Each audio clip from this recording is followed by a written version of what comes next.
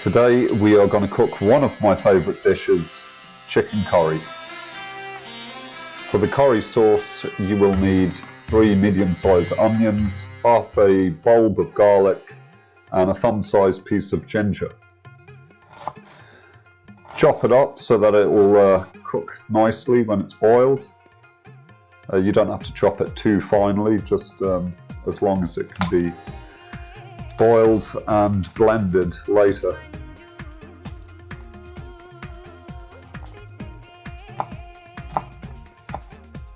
Just roughly chop the garlic and roughly chop your onions. So take the skin off the side of the ginger and chop it into long pieces. That's so it doesn't get wrapped around the blender. Sometimes the fibres wrap themselves around the blender, so you're best off just cutting it in half.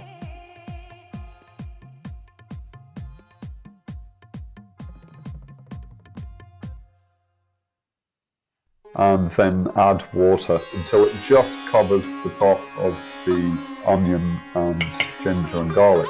Then bring that to the boil and cover. Cut yourself up some red bell pepper.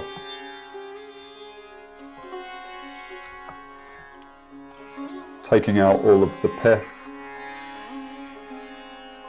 After you've done that, just cut it into strips. Strips long way, and then cut lengthways.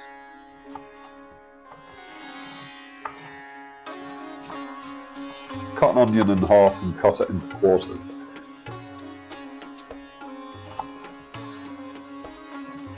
Then add it to the bell pepper.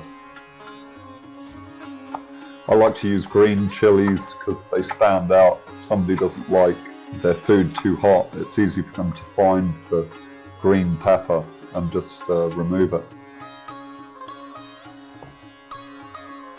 Here is some tomatoes. Now I've added the tomatoes early. You're probably best off frying off the onion, then adding the bell pepper, and then adding the tomato to prevent it from going mushy. Add 1 level teaspoon of salt to the chicken.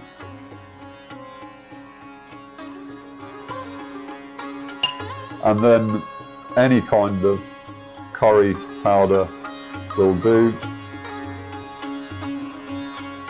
In this case I'm using beetroot powder as well, just in order to give it that red Madras look. You can add extra paprika, that will also bring a deeper red colour.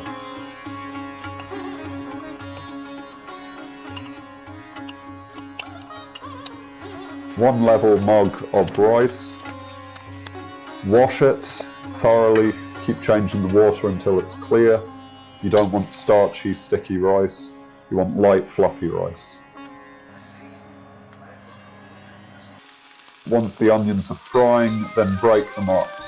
And once they are browned around the edges, they're pretty much ready. So stick them on a plate and put them to one side.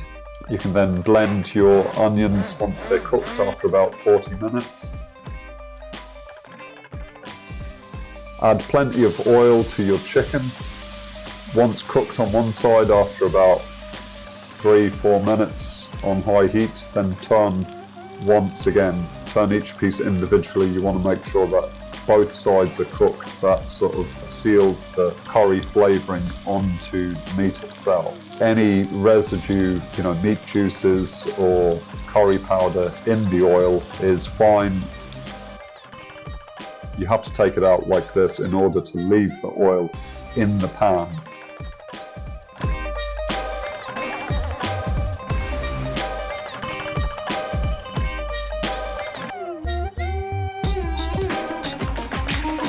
Because now we're adding the blended onions to the pan and stirring it.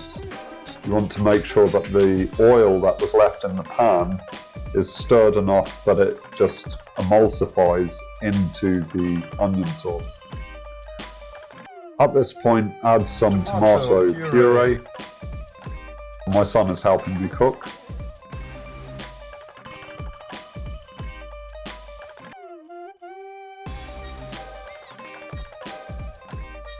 Now this is still too runny, so it must be cooked for longer.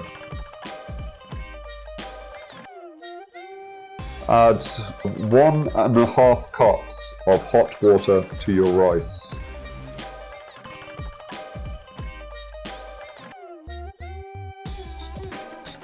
Once you've steamed off most of the water from the onion gravy, it should be thick enough that you can make shapes in it. Then you know it's thick enough. Turn the heat up back to boil, add your chicken and all of your vegetables, and stir that in together.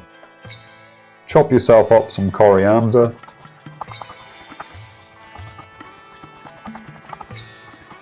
And add that, stir it in, and there you are. Your rice is ready after 10 minutes.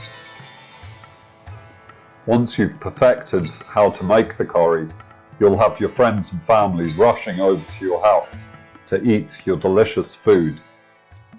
I always paid close attention to exactly what was in the curries that I was eating.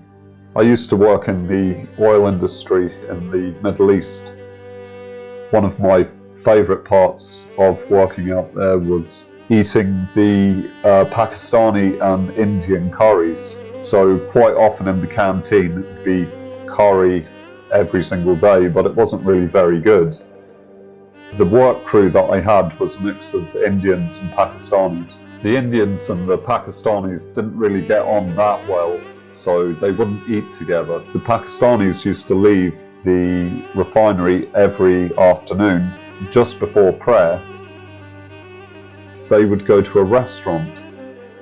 At this restaurant, there was some of the best curries I've ever had in my life.